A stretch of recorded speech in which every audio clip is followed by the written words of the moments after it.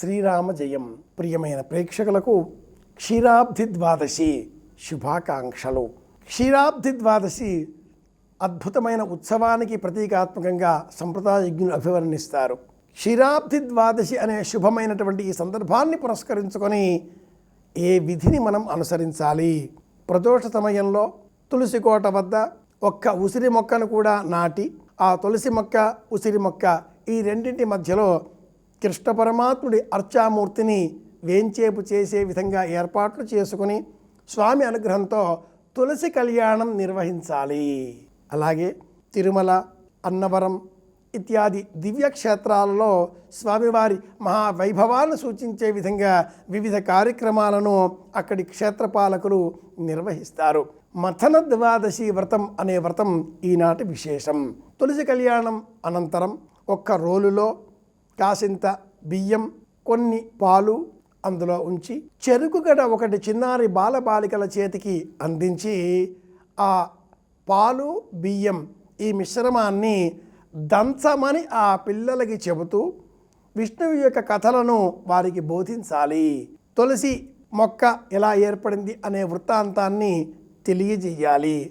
జలంధరుడి ఇల్లాలు అయిన తులసి పాతివృత్య విశేషాలను తెలియజేసేటటువంటి కథలు వివరిస్తూ పిల్లలు ఇలా ఆ బియ్యము పాలు ఈ మిశ్రమాన్ని రోలులో చెరుకు గడతో దంచే సమయంలో తెల్లటి ఆ పాల బిందువులు ఎన్ని చిట్లి వారి దుస్తులపై పడుతుంటాయో అన్ని వేల లక్షల సంవత్సరాల కాలం పాటు వారికి శాశ్వతమైనటువంటి వైకుంఠ ప్రాప్తి కలుగుతుంది అంటూ వ్రత విధానంలో కలిగే ప్రయోజనాన్ని గురించి కూడా పిల్లలకు తెలియజేయాలి. ప్రపంచమంతా నాస్తికత్వం పవలిపోతున్న తరుణంలో ఆస్తికత్వం పెంచే నిమిత్తమై దీపోత్సవాలను ఏర్పాటు చేస్తున్నటువంటి ఈ శుభతరుణంలో కోటి దీపోత్సవం అనే కార్యక్రమం జనరంజకం. అలాగే లక్షలాది మంది, కోట్లాది మంది ప్రపంచవ్యాప్తంగా పరమమైనటువంటి శ్రద్ధ ఆసక్తులతో వీక్షించేటటువంటి ఈ కార్యక్రమంలో ప్రత్యక్షంగా పాలు పంచుకునే ప్రయత్నం చేసి ఒక దీపం వెలిగించే ఆ దీపకాంతుల సరసన కోటి దీపాల కాంతులు వచ్చి చేరతాయి.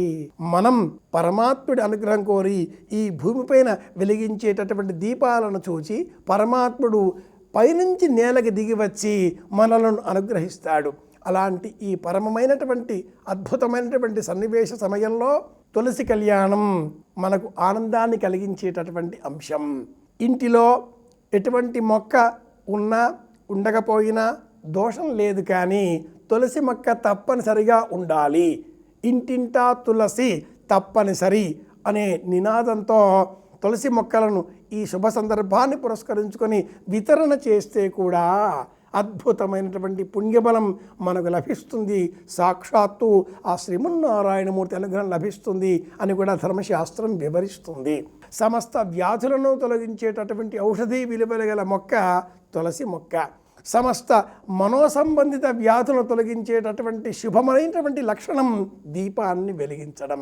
ప్రత్యక్షంగా వెలిగించేటటువంటి దీపం, దీపకాంతుల ద్వారా మనోనైర్మల్యాన్ని పెంచుకోగలుగుతాం. అలాగే మనసులో ఉండేటటువంటి కల్మషాన్ని, చీకట్లను తొలగించుకోగలుగుతాం. ప్రత్యక్షంగా లభించినటువంటి తులసి మొక్కను వినియోగించి మనసులో సంకల్పం ద్వారా మనోబలాన్ని పెంచుకోగలుగుతాం. ప్రత్యక్షంగా తులసి ఆకులను వినియోగించడం ద్వారా భౌతికమైన వ్యాధులను దూరం చేసుకోగలుగుతాం. ఆది, వ్యాధి అని వీటికి పేర్లు.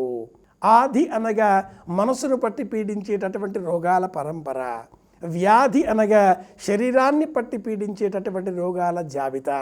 రెండింటిని తొలగించే నిమిత్తమై తులసిని పూజిద్దాం. ఇంటింటా తులసి మొక్క ఉండే విధంగా ఏర్పాట్లు చేద్దాం. దీపాన్ని వెలిగిద్దాం, దీపాన్ని ఆరాధన చేద్దాం. కోటి దీపోత్సవంలో పాలు పంచుకుందాం. మళ్ళీ రేపు కలుసుకుందాం. శుభమస్తు. శ్రీరామ జయం.